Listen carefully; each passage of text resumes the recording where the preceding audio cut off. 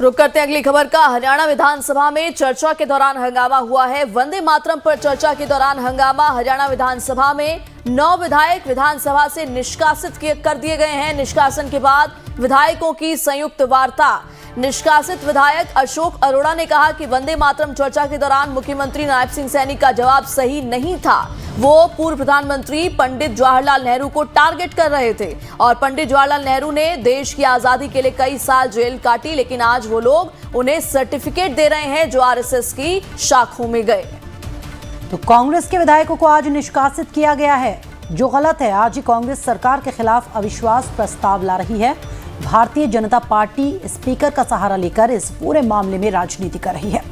तो आज जमकर हंगामा हुआ। हरियाणा विधानसभा में वंदे मातरम पर चर्चा के दौरान खूब हंगामा हुआ।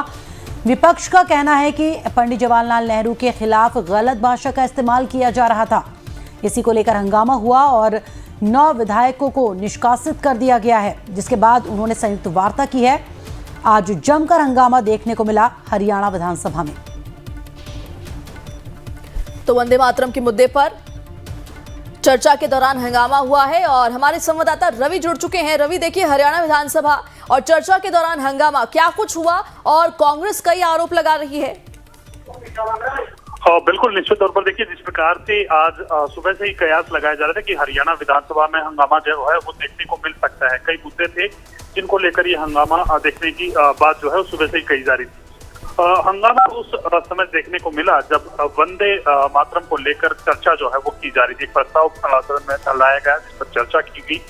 मुख्यमंत्री इस पूरी चर्चा पर जब अपना संबोधन दे रहे थे, अपना वक्तव्य दे रहे थे, तो मुख्यमंत्री की तरफ से एक बात ऐसी कही गई जिससे कांग्रेस के तमाम जो विधायक हैं वो नाराज होते हुए नजर आए।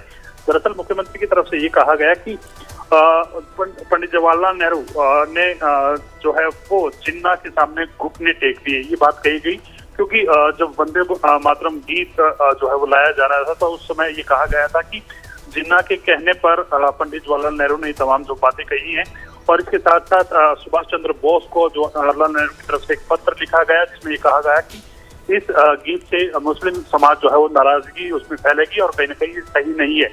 तो इन तमाम बातों को लेकर कांग्रेस के विधायकों की तरफ से विरोध प्रदर्शन किया गया। रवि, बने रहिए मेरे साथ, एक बार फिर से लौटती हूँ आपके पास। इस बीच एक और बड़ी खबर बता देते अपने दर्शकों को। हरियाणा विधानसभा में अविश्वास प्रस्ताव लेकर आएगी कांग्रेस सरकार के खिलाफ। तो सरकार के खिलाफ अविश्वास प्रस्ताव लाने का पहले ही ऐलान कर चुकी थी कांग्रेस और विधानसभा में प्रस्ताव पर चर्चा शुरू।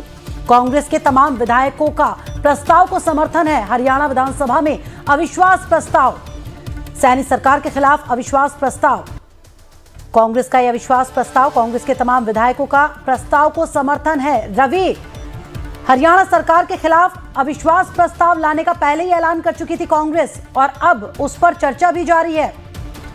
बिल्कुल, निश्चित तौर पर देखिए, अभी इस प्रस्ताव पर चर्चा जो है वो शुरू हुई है। दरअसल कांग्रेस का ये कहना है कि सरकार लोगों का भरोसा खो चुकी है, लोगों का विश्वास खो चुकी है। ऐसे में कांग्रेस तमाम मुद्दों को लेकर सरकार के खिलाफ विश्वास प्रस्ताव जो है वो लाएगी।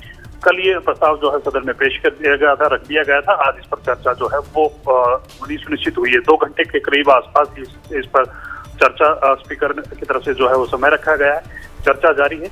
कांग्रेस का ये कहना है कि तमाम मुद्दे, चाहे बेरोजगारी का मुद्दा है, चाहे लॉ एंड ऑर्डर की स्थिति है, मौजूदा कानून व्यवस्था किस प्रकार से प्रदेश में, किस प्रकार से तमाम लोगों को डराया जा रहा है, धमकाया जा रहा है, इसके अलावा तमाम जो भी विषय मूलभूत सुविधाएं हैं हरियाणा को लोगों को वो भी नहीं मिल रही। तो ऐसे में कहीं ना कहीं तमाम चीजों को लेकर सरकार के खिलाफ विश्वास प्रस्ताव लाया। हालांकि कांग्रेस के पास नंबर नहीं है पर इसके बावजूद जो है वो कांग्रेस विश्वास प्रस्ताव लेकर आई है।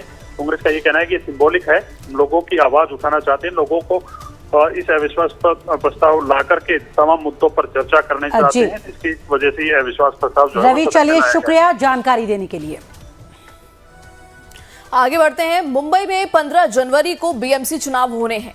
ऐसे में नामांकन, टिकट बंटवारा जैसी तैयारियां शुरू हैं, लेकिन इस बार पार्टियां ज्यादा हैं। 2 शिवसेना, 2 एनसीपी, साथ ही बीजेपी और कांग्रेस। ऐसे में लड़ाई दिलचस्प बनी हुई है। दादर वार्ड 178 में शिवसेना का कब्जा रहा है, लेकिन इस बार वहां शिवसेना बनाम शिवसेना मुकाबला होने की उम्मीद है। ऐसे में लाइव टाइम्स ने भी जाना कि वहां की जनता क्या सोचती है, मुद्दे क्या हैं, साथ ही किस शिवसेना